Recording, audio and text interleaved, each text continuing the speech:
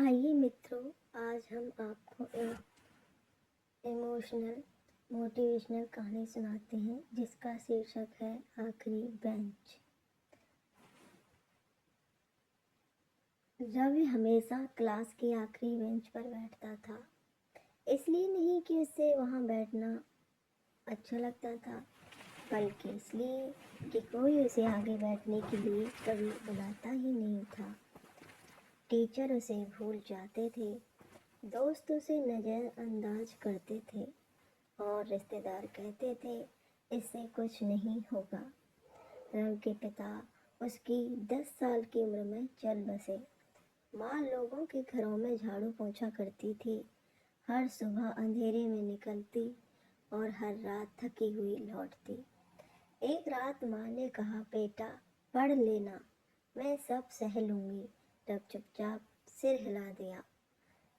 जिस दिन सब टूट गया उस दिन की बात है।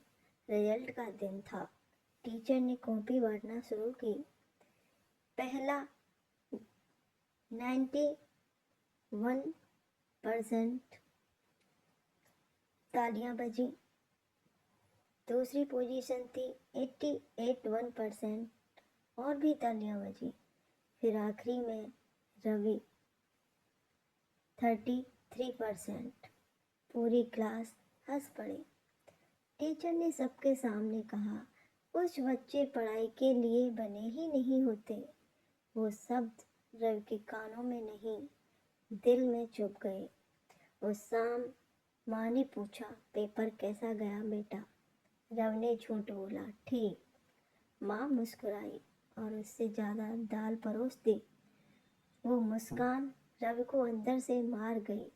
खामोश बेइज्जती। दिन बीते गए, दोस्त दूर हो गए, टीचर उम्मीद छोड़ चुके थे और रवि ने भी खुद से उम्मीद छोड़ दी। एक दिन स्कूल फंक्शन था, बच्चों को अपने माता पिता लाने थे। रवि ने माँ को बताया ही नहीं। वो पीछे खड़ा रहा, दूसरे बच्चों को उनके माता पिता के साथ हंसते देखता रहा। किसी ने फुसफुसाया, इसकी माँ तो काम वाली है। हंसी, जोर से हंसी हुई। रवि ने सिर झुका लिया।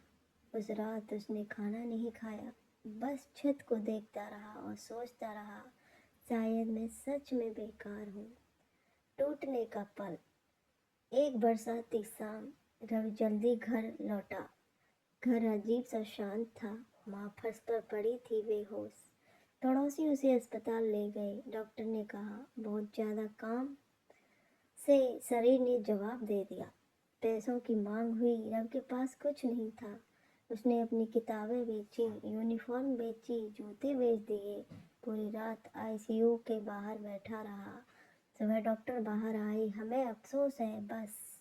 कोई लंबा भाषण नहीं, बस दो शब्द और उसकी दुनिया खत्म। खाली सुबह। अगली सुबह रवि अकेला उठा।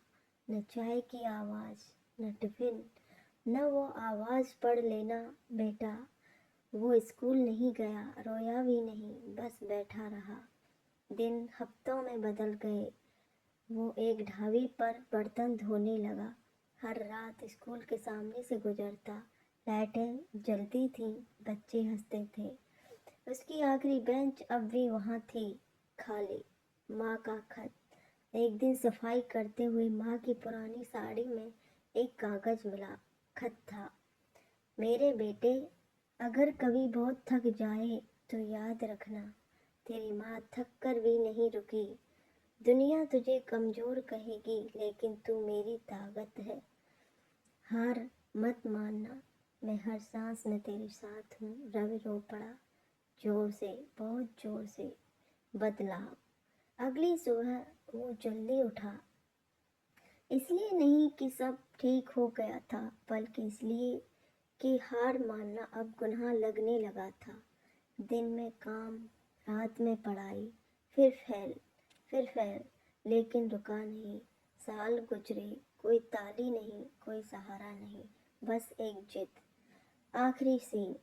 सालों बाद रवि एक मंच पर खड़ा था। उसने कहा, एक समय था जब मुझसे कहा गया, तू कुछ नहीं कर सकता। मैंने मान लिया था, लेकिन फिर समझ आया जिंदगी हुनर नहीं हिम्मत की परीक्षा लेती है। उसकी आवाज़ भर्रा गई। मेरी माँ ने ज़मीन साफ की ताकि मैं सपने देख सकूं। तो मैंने तय किया कुछ कुर्बानी को अपना बहाना नहीं बनने दूंगा। हॉल में सन्नाटा था, कई आंखें नम थीं। कड़वा सच, हर किसी के पास सपोर्ट नहीं होता, हर कोई टैलेंटेड नहीं होता, हर किसी पर भरोसा नहीं किया जाता। लेकिन अगर आप अभी जिंदा हैं तो अब आपकी ताकत तो आपकी कहानी खत्म नहीं हुई। शुरू करने के लिए ताकत नहीं चाहिए, चलते रहने के लिए हिम्मत चाहिए।